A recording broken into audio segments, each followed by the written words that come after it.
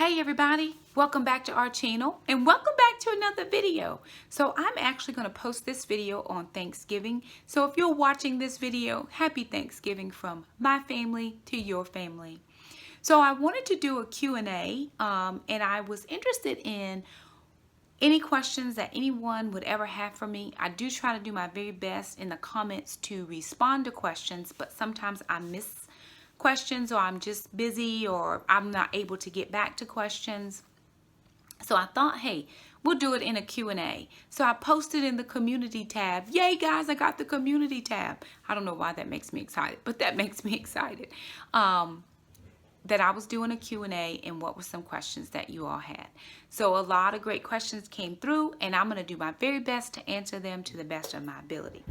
If there is something that you still have questions after I do this video, then please feel free to let me know and I'll be happy to answer them in the next Q&A. The first question was, what do you do if you have an unexpected expense come up? Where do you have the money?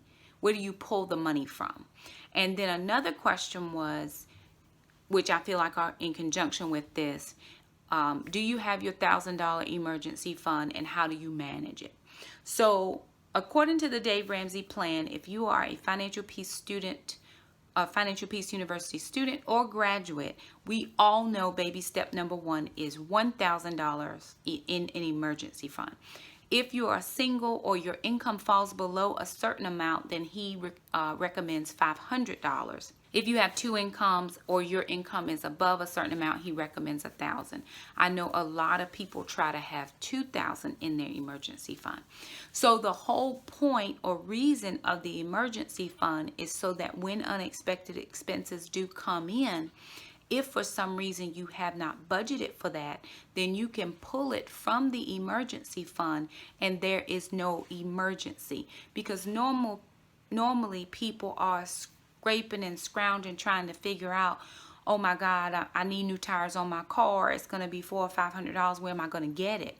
But if you have saved up that emergency fund, then you have the finances there to be able to pull that money.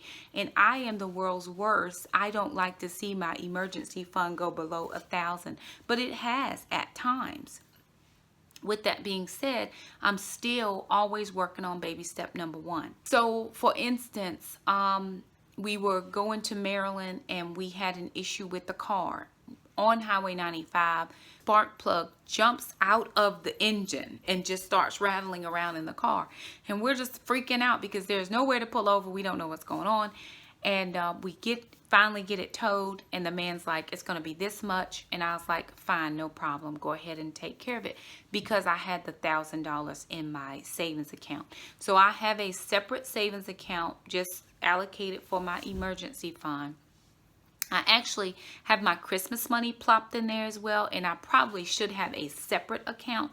And I also have a small account, I think I have like $100, $200 in a household fund. It's not really called a household fund. It's just like if something were to happen, household repairs, if I needed something for the house specific. Now, I found my house at drywall, which means it was a brand new build. No one had ever lived here before. And so it is in very good condition. We sustained very well through Hurricane Florence.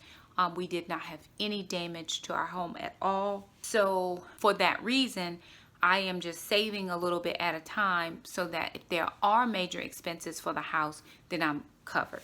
Another question was, how was my home buying experience as a single mom? So let me just say this up front. When I got divorced, prior to me getting divorced and I was still married, we were in a lot of financial difficulty. We both worked full time. Nobody was staying at home not working. We both worked.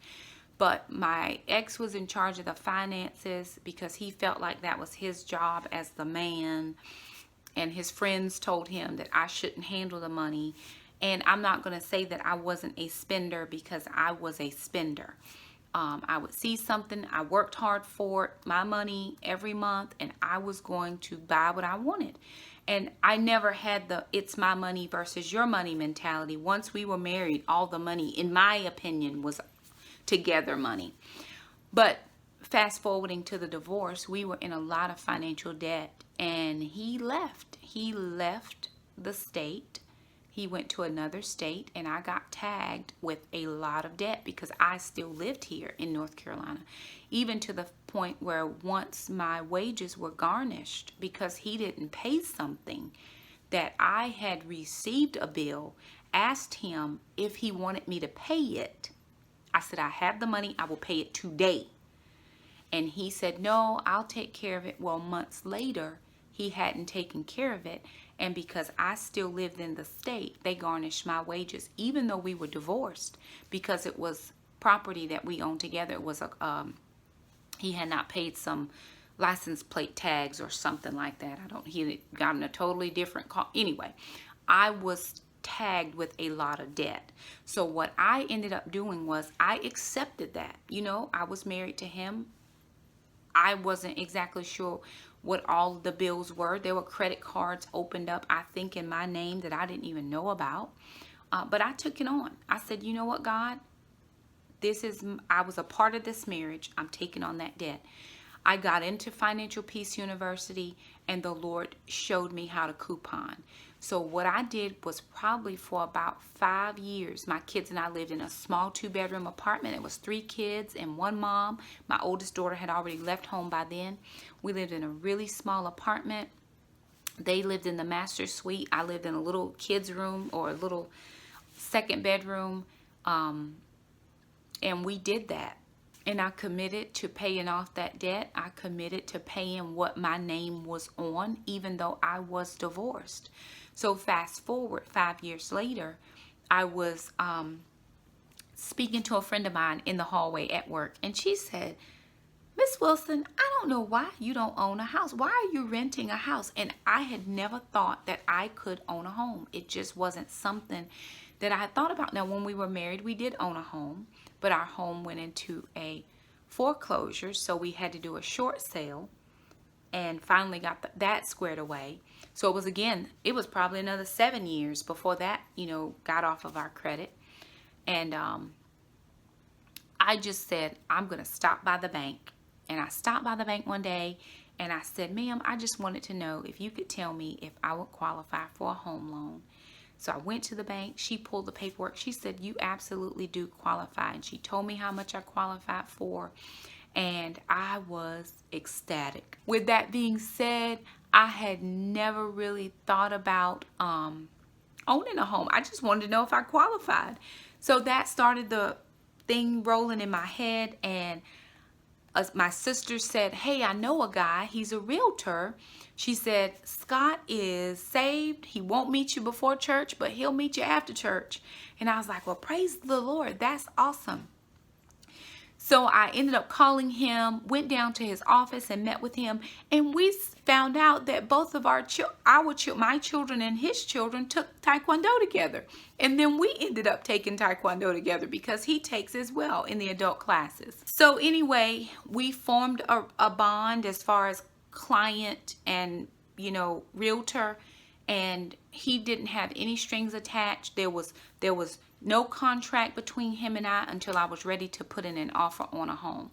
He met me and my sister. He met me and my coworker from work, and we would go. He just went house after house after house. So finally, when we were really getting serious about buying a house, he connected me with a mortgage broker, and the mortgage broker told me everything I needed to bring, and I got my paperwork in order. And I just went through. I had all of my documentation. And the mortgage broker said, Shakema, I wish that every homeowner, potential homeowner, was as easy to deal with as you. He said, you have everything in order. He says, I don't have to look for anything. He said, you've got this all in order.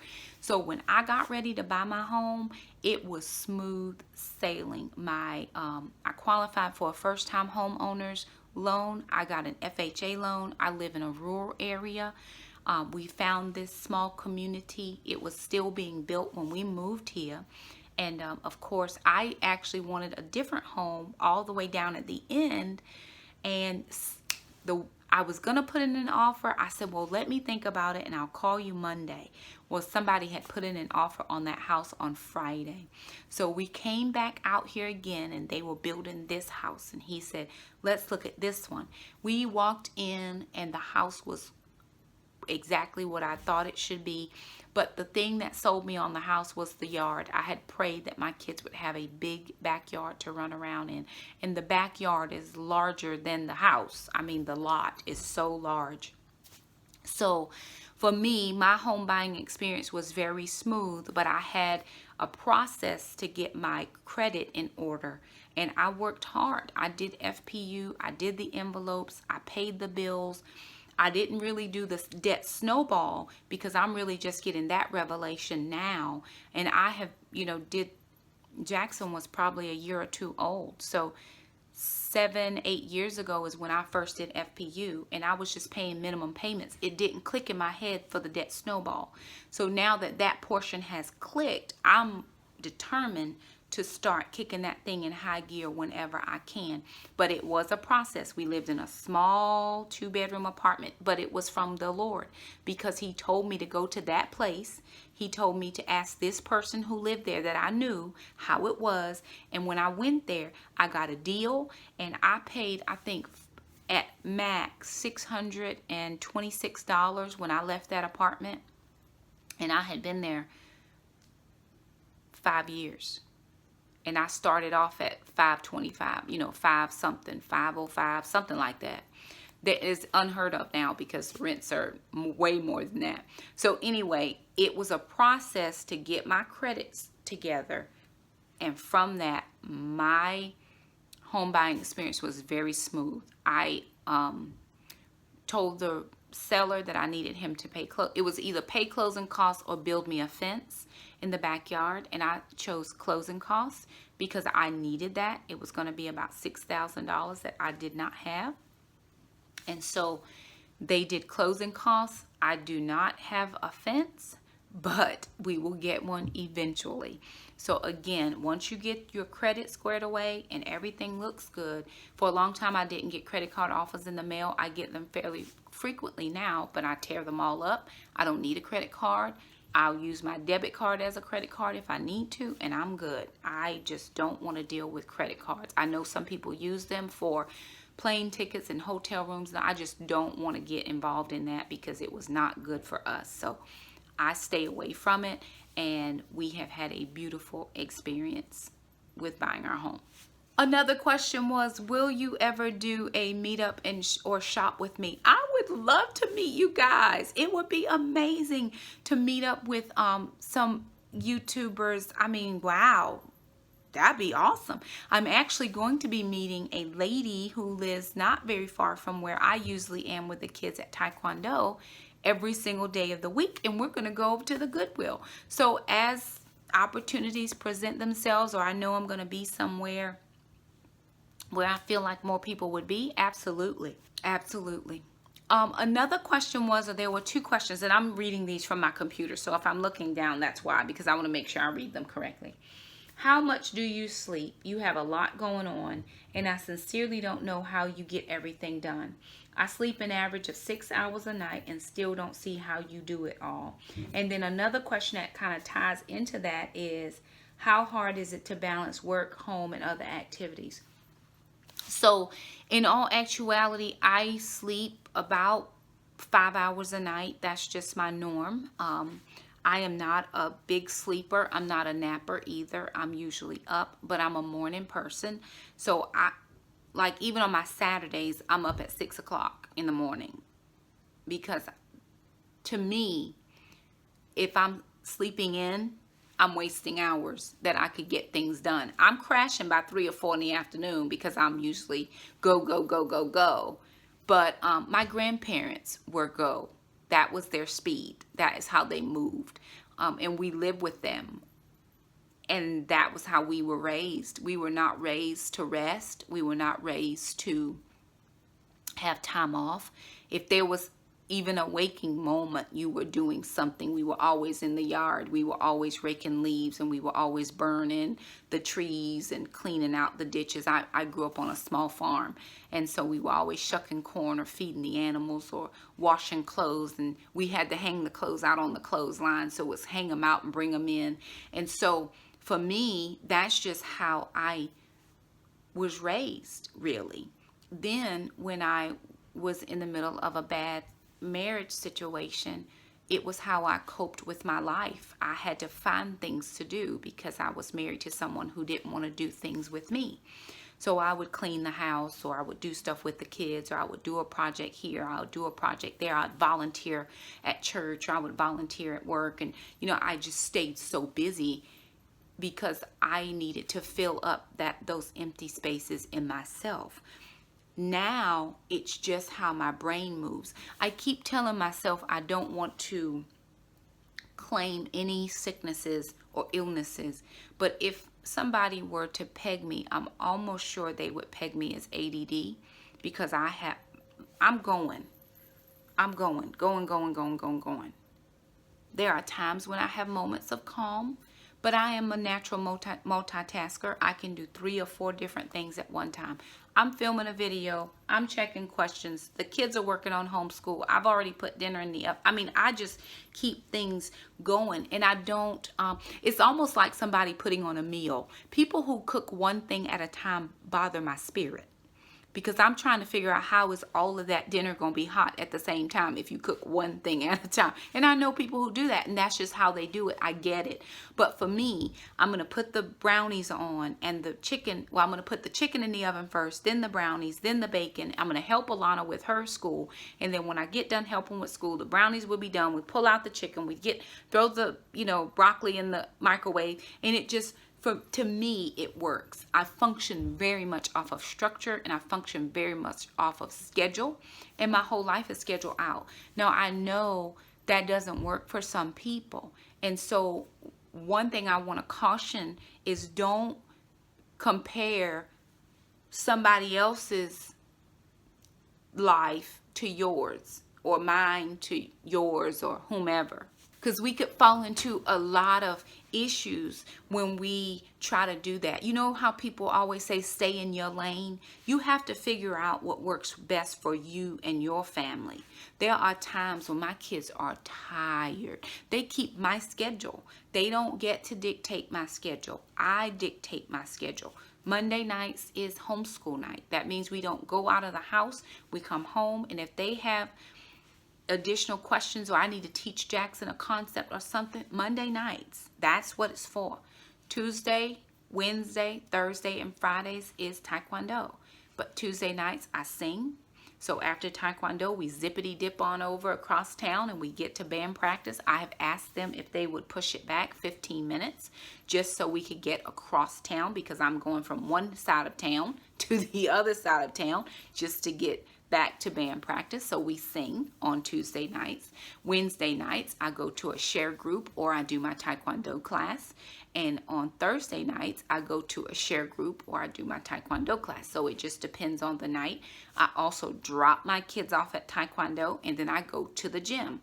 So I set it up with the master of the dojang that I needed for my own personal health to get healthy. And I belong to Healthways, which there's a gym 5 minutes from the dojang.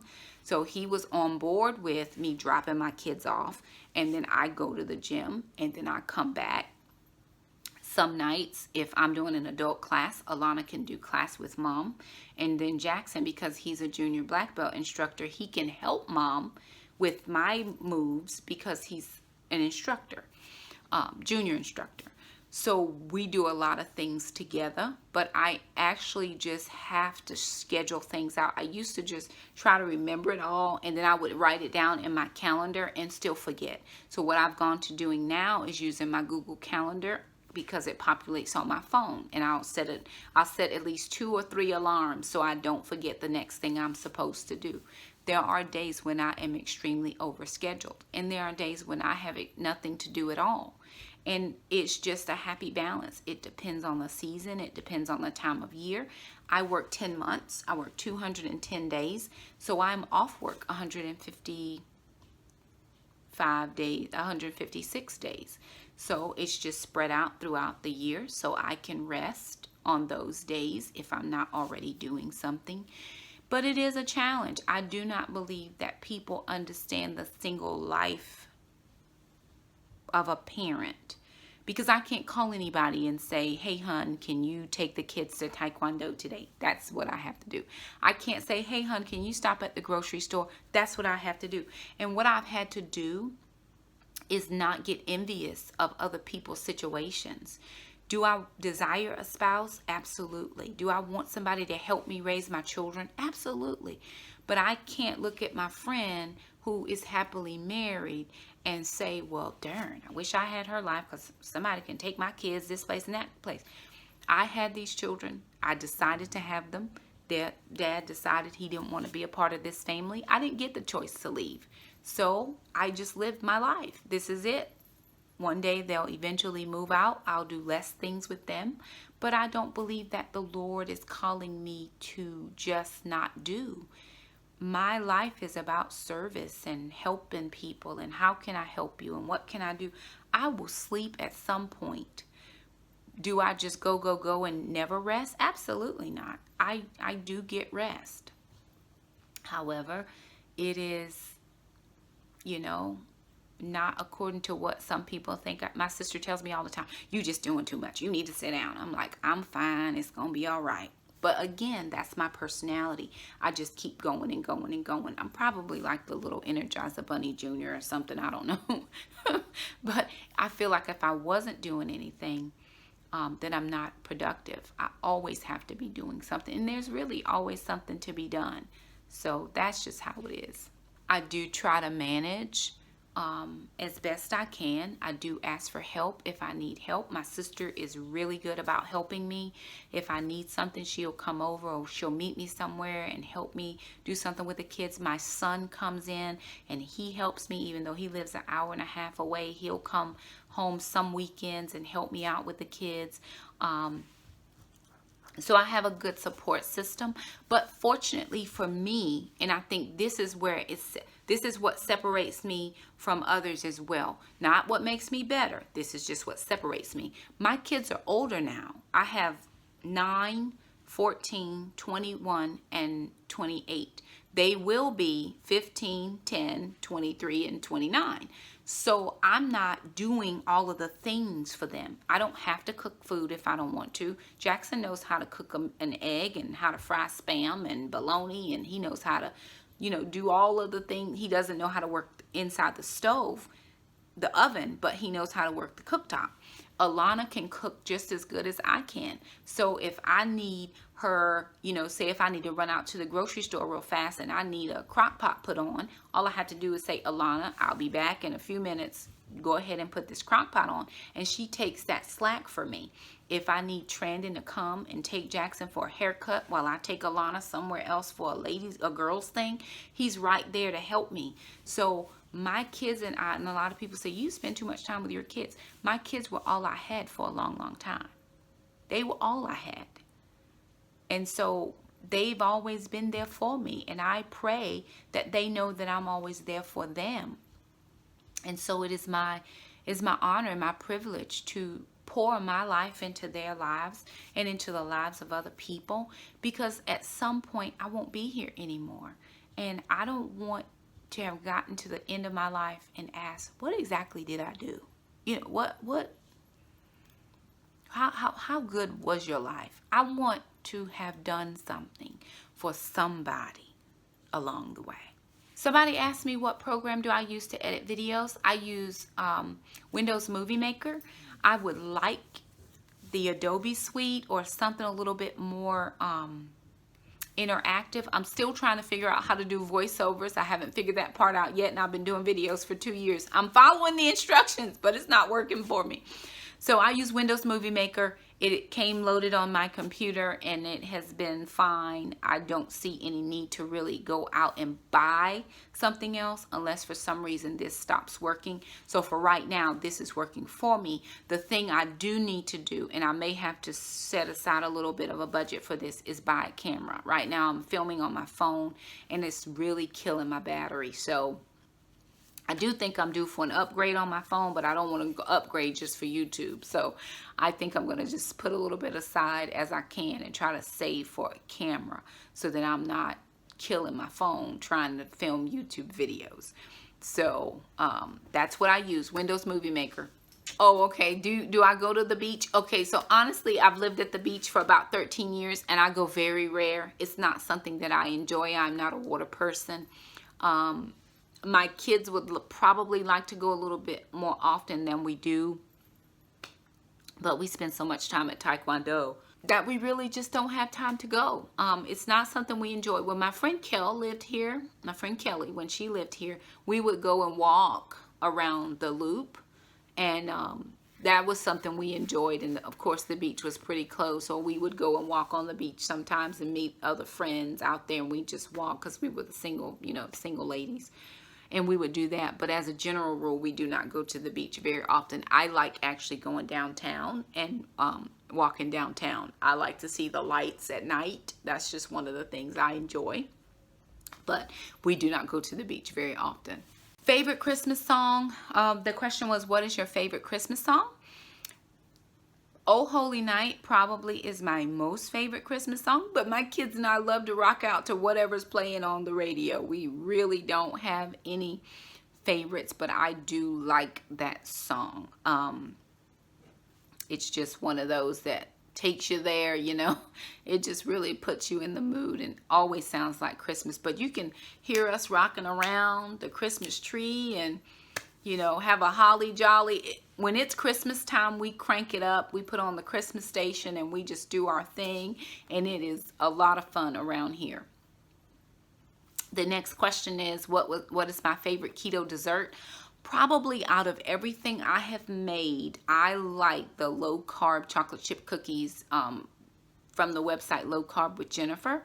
They probably are as close to chocolate chip cookies as I'm gonna get, and they're very moist and they just melt in your mouth, and you only need, you know, like I said, 1 or 2 is max. You don't need anything else after that.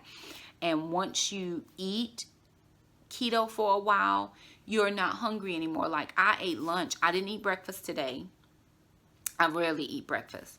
I ate lunch. I had a salad, and on my salad I had some ham and some cheese, just some deli meat, some cheese, and I had some of that salad topping on top.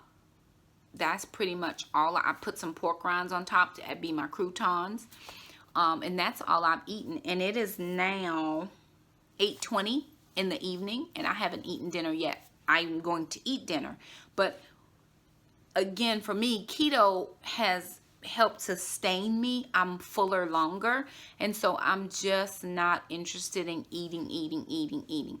Now, we've been making some treats tonight because Thanksgiving is coming up, so we did a low-carb pumpkin pie muffin. Really good. I just took and I'm not a pumpkin person, but I took a little piece of what Jackson was trying, and it just was really good. And then also we're doing a cheesecake brownie, so we hope that's going to turn out very well. We'll see. I'm going to attempt a keto cheesecake for Thanksgiving, and I think that's all the treats I'm doing. I'm done. So right now it's the chocolate chip cookie low carb by Jennifer. One of the other questions was homeschooling as a single parent. So, you know, first of all, I would say go into it with a lot of prayer. I did not enter the homeschooling arena lightly. I had a very arduous journey.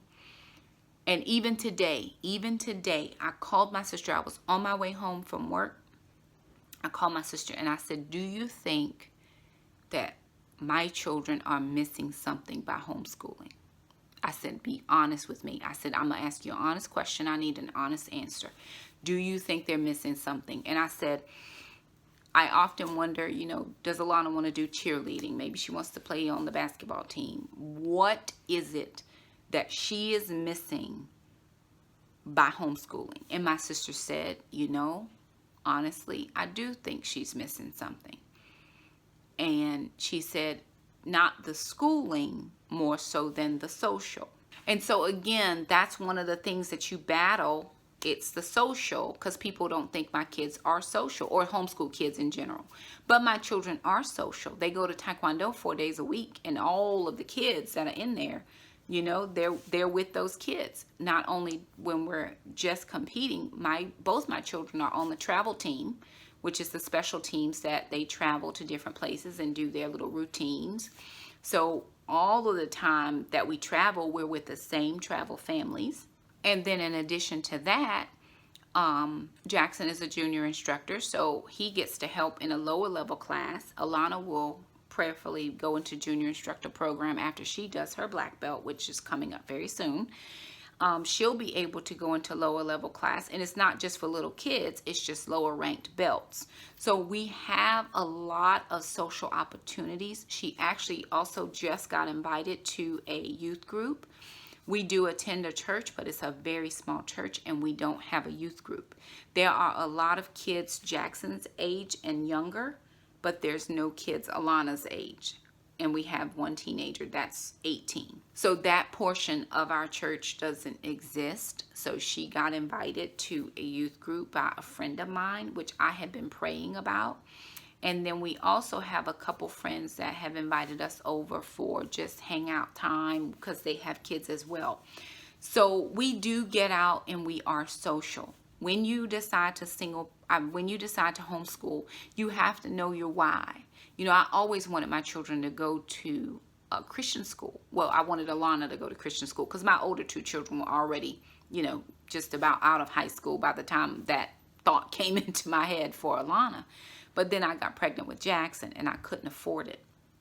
So when I was able to afford homeschooling, the first thing I did was looked at the curriculum I was going to have to buy. How much is this going to cost me? Because I get no kickbacks from the state. There's nothing, there's no supplement or anything that I pay all of it out of pocket.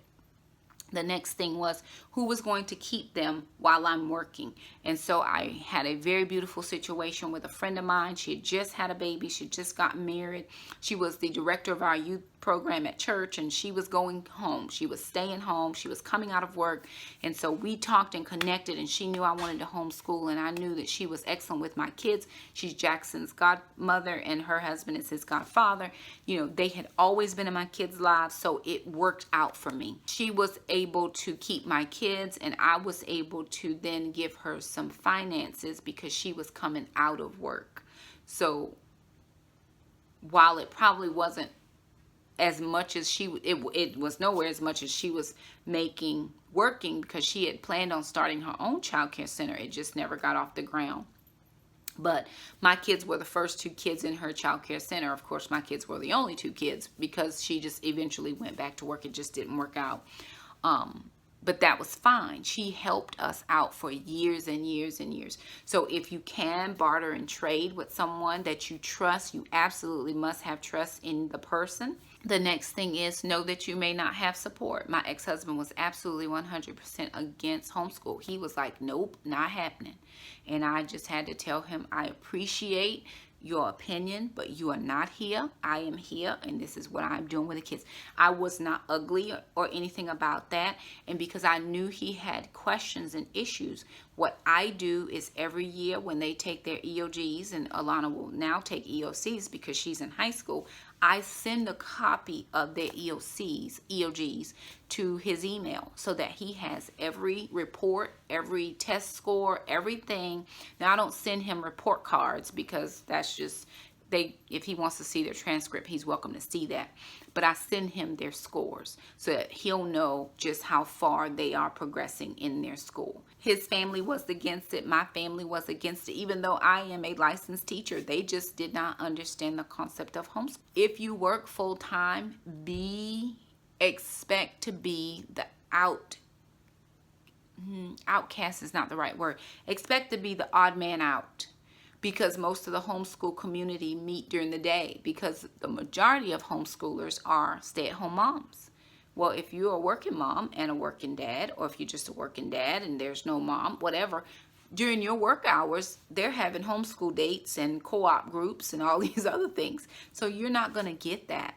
So what you have to do is you have to become creative in how you do your field trips and and then it might be good that you find another working parent that can, group up with your group, and then you all can do something together. That might be a good thing. And the kids, again, it's that social piece. It also gives you a group. I joined several groups online on Facebook about homeschooling, and I found a very good group. If you are an African American and you want to homeschool or have questions about homeschool or thinking about homeschooling, there's a group called African American Homeschoolers. African American Homeschoolers. Yes. African American Homeschool Moms. I'll link it below. It's specific to that group, and there's a ton more. There's just regular homeschoolers. There's homeschoolers of full-time working parents. You know, I had to find my support, and I didn't find my support in my community. I found my support online. Not one question I've ever asked has gone unanswered.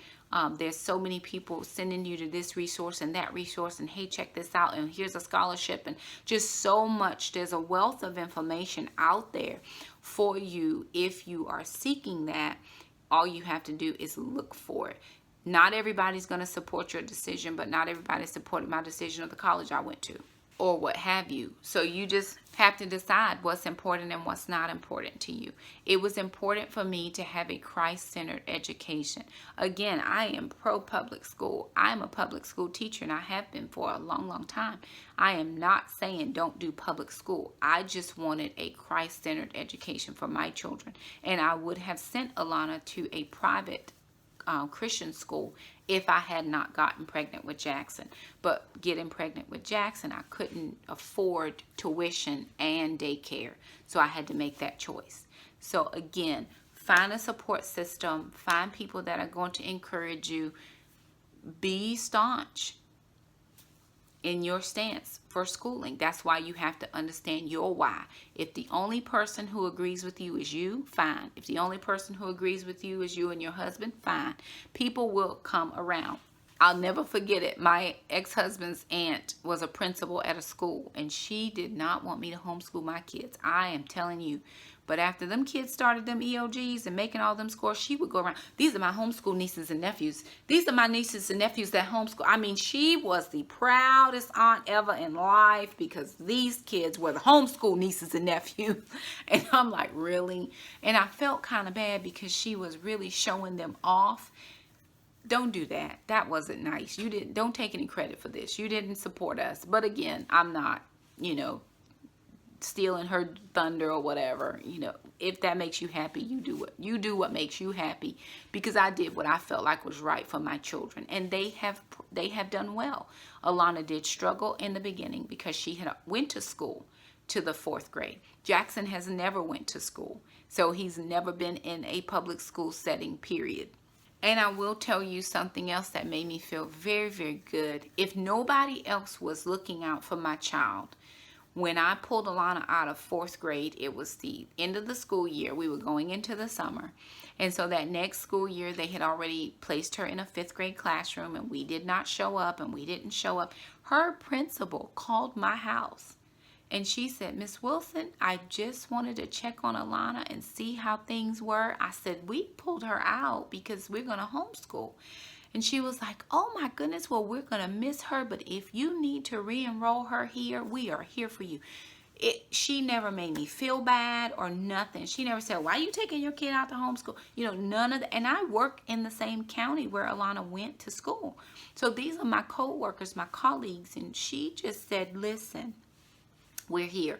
If this doesn't work out for you, we're here." So again, You have to count the cost. There's going to be expense. There's a lot of free curriculum out there, but you have to be that type of parent that can go and pick and pull. I couldn't pick and pull because I work full time.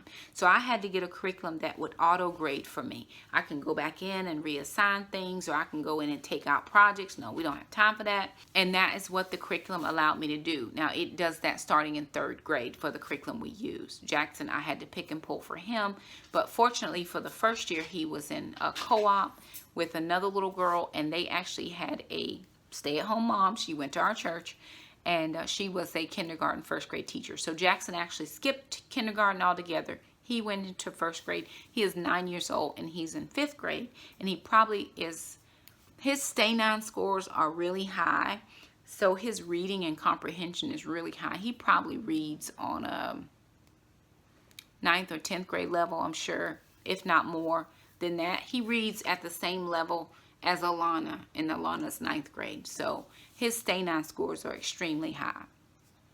But again, homeschooling has been a blessing to us.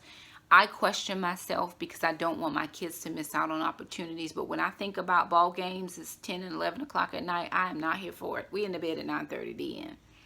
You know, if she wanted to do cheerleading, I am not trying to be going over to here to this school and we got to be back here at 1 a.m. You know, just depending on how far you have to travel. I just can't fit any more in. The last question that I'm going to answer, and this one was on my Facebook, and if you have questions, put them down in the comments below. I'll be happy to either answer them or do another Q&A again, like I said, was how have I turned, you know, I've walked through some hard situations in my life, and I'm using that as far as ministry. You know, why is that, or how is that? You know, I always think that somebody probably could benefit from what you're going through or what you went through, right? I once heard a preacher one time. He said, if you're divorced, you can't tell me anything about marriage. And I was like, you don't know why I'm divorced. And he wasn't talking to me. I was listening to a preaching on the computer. And he said, you can't tell me about marriage. See, the thing about it is he didn't know why I was divorced. I got married to stay married. It was the person I was married to's choice not to be married to me anymore. I filed for the divorce, but I can't make somebody want to be married to me. So is my marriage or my love of the institution of marriage null and void because I'm divorced? I don't think so. I believe that God is faithful and just to complete that in me which he began. It's a good work he did in me. It's a good thing that he did inside of me. But I have to remember that I have to share that with somebody, because we could be in churches and in workplaces and different things, and people are going through stuff, and they'll never know how to get through it if we don't share with them how the Lord brought us through. See, the thing about it is, and I tell my ladies this all the time, you might be the only Jesus that somebody gets to see. My divorce was nasty, not in the fact that we were slinging mud at each other. I didn't want to be divorced, but I was hurt by something that he did. He hurt me. And I never thought he would do that to me. Not me. Not Shakema. We made vows. What do you mean? And so I had to process all that grief, all that anger, all that hatred, all that bitterness, all of the things. What you mean you not coming to pick up the kids? What you mean you not paying child support? What you mean? You know, this is me the whole time. What you mean? The whole time. So you see me, you know, 8 years later and I'm good. But in that first year or two, I was like, what you mean? You know, because I was hurt. But what I find is on the other side of that, when I can share the experiences now, it's going to help somebody else. Tell you a true story. So not this weekend, not this past weekend, but the weekend before that, my ex called me and he said he was coming into town. His dad was having some type of a surgery.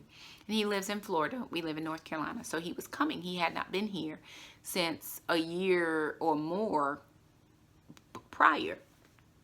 And he said, okay, well, I'm going to come to the kids' tournament and see the kids. And then I'm going back to see my mom and then I'm going to head back to Florida. And I said, okay, that's fine.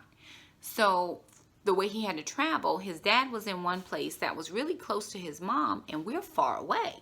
So the Lord prompted me. This is how you know you're healed. The Lord prompted me. He said, call him back, because I was taking the kids to a indoor water park at the beach. And you'll have seen that vlog before you see this video. And the Lord said, call him back and invite him to the beach. My whole side eye. What? Huh? No. No, Lord, I don't want to do that. So I called him up and I said, hey, listen, I don't know what your schedule is like, but I'm taking the kids to the beach on Sunday, because we were off that Monday for Veterans Day.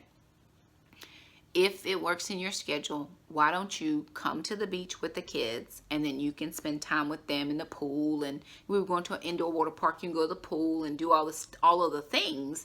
And you know, you and the kids can do that type of thing. I'll just go do something else, because we had a hotel room and, you know, had a kitchenette and all these other things that I could just find something to do. So he was like, oh my goodness, that'll work so good for me, because I was going to have to backtrack to go see my mom, and I wanted to finish up with the kids. So then I said, okay, that's fine. I said, well, I don't know about, you know, if you're planning to stay over or whatever. I said, but the room we have sleeps 4. You're more than welcome to, you know, grab a couch. There's a couch there if that would help you out, because by the time he was getting to the kids, it was late, and then having to travel all the way back to Florida, it was going to be like in the middle of the night type of situation. He was like, okay, that's great. I appreciate it. So you have to know that you're healed of the Lord to do something like that. Because there was a time when I didn't want him in my space. I don't want you breathing the air I breathe. That's how hurt and broken I was. And to be healed now and say, listen, I invited the person who hurt me bad. More than any of the abuse I suffered, this was worse. This was the person I pledged my life to. This was the person I had my children with. I shared myself with. For me to reach out, that was the Lord, because Shakema wasn't reaching out. That wasn't anything I planned to do on my weekend, but God was faithful in that. And so every time I share an opportunity like that the Lord has given me to show grace and show mercy, my prayer is that somebody else is picking that up so that then they can show grace and show mercy. So one thing that you probably don't know about me, and you wouldn't know this about me, because if you have not been on the prayer line, well, the ladies Bible study line, is for a very, very long time, years and years, many years ago, many years ago, I hated women. I hated them, not just disliked them a little bit. I hated them a lot because of my father. My father had a lot of women in his life, and prior to him becoming a pastor and all of these things, prior to that, this is years ago. But they were always more important than I was. And I grew up in a rat-infested house with my mom, and my dad was too busy hanging out with other women. And so I had an intense hatred for them. I mean, not even just a dislike, but I mean a hatred. And I remember being in church, and I remember the Lord dealing with me. And not only did he deal with me, but the thing that I hated so much, he gave me a love for. He turned it all the way around. And now I minister to women. How crazy is that? You don't even understand how crazy that is. And I just have this intense love for them, because I believe that they're the people group that God has given me to speak into their lives. God wants us to be good. He wants us to be better than what we were before we knew him. And if I don't share what he's done for me, I don't think somebody would, going through the same situation I'm going through, feel like they could make it through. So that's why I share things. I have struggled financially, and every time God has shown up. I have people ask me all the time, why do you give so much to your church? You could be out of debt if you just didn't give that much. Listen, me and God got a thing. His word says, bring ye, you Shakema, ye, I'm the ye, bring me the ye into the storehouse, that there might be meat in my house. says the Lord. And try me now in this. If I will not open up the windows of heaven, pour out a blessing that you don't have room to receive. I can't tell you how many times I'm bouncing on this bed. God has poured in so much that I didn't have room enough to receive it. I had to give stuff away. I have 3 turkeys. I had 3 turkeys in my freezer. I can't eat but 1 turkey at a time. So what did I do? I took one of them turkeys to my work, gave it to a coworker who said her neighbors needed a turkey. Because God has given me so much. It is my mandate to share the goodness of God. The Bible said it is the goodness of God that brings men to repentance. If I can share with you that God took this ugly person who hated and had bitter and all the things, and he changed me into this lovable and perfect, absolutely not. I wish I was perfect, but I'm not. But he changed who I used to be into who I am now. And I pray that my life is a living testimony, that somebody else would be.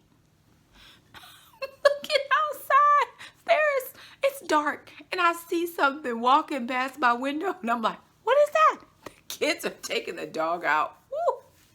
I'm like, wait a minute, that shouldn't be out there. Sorry, y'all. Rabbit trail. But if I can share just how good God has been to me, then I believe that somebody who's going through the same things that I'm going through or something similar can look at my life and says, if God can do it for Shakema, and she's not special, there's nothing special about me. I'm just a regular, plain, ordinary old person who has found her place with the Lord. That's the only thing that makes me different from anybody who doesn't know him, is that I know him. And he knows me, which is more important than me knowing him. He knows me. He is aware of me. He cares for me. He died for me. And so when I share that, my prayer is that people would grab onto that hope and that joy that Jesus brings. The Bible says, for the joy that was set before him, he endured the cross. He went to the cross so that I could be saved. And by me being saved, that means I have the opportunity to forgive. I have the opportunity to let people hurt me and forgive them when they do it. Everything he did, I'm going to do, and more of that.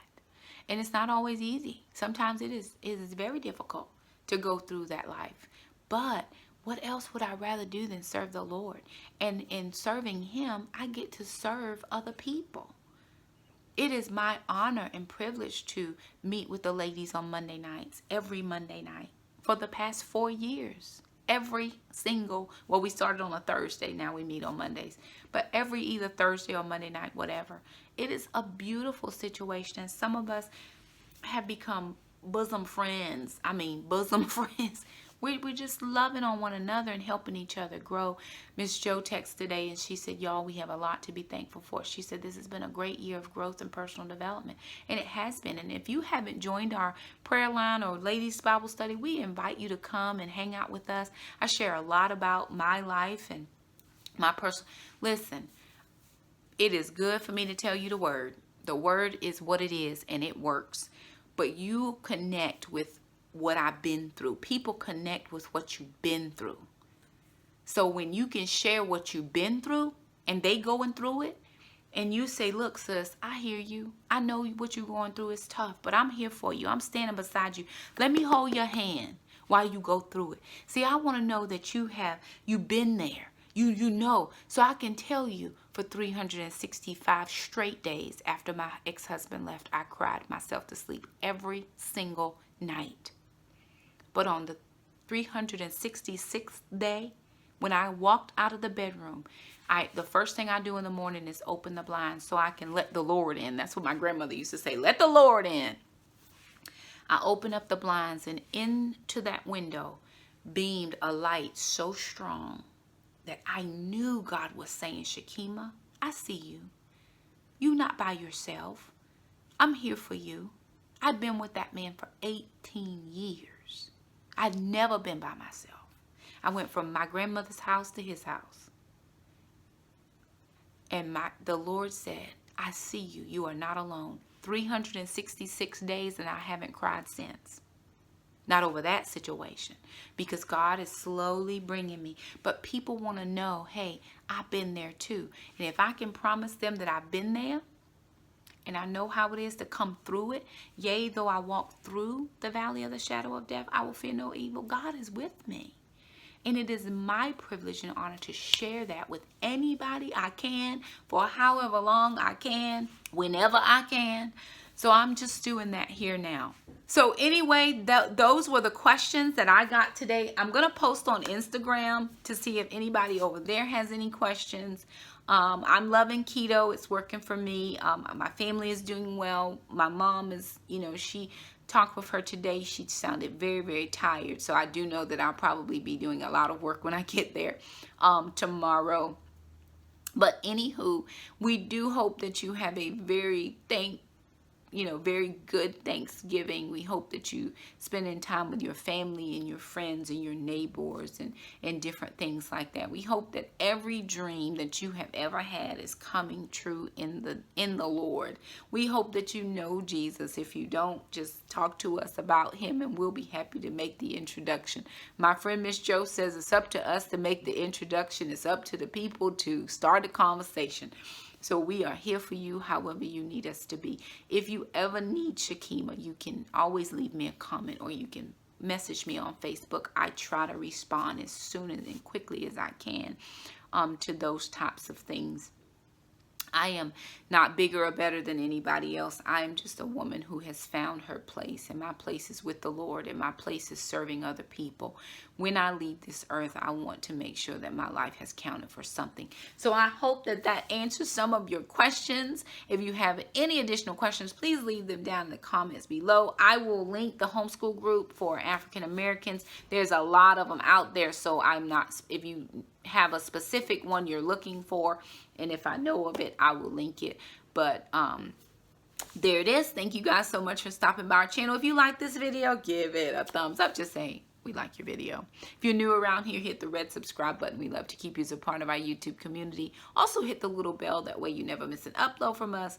Thank you guys so much for stopping by our channel, and until the next video, bye now.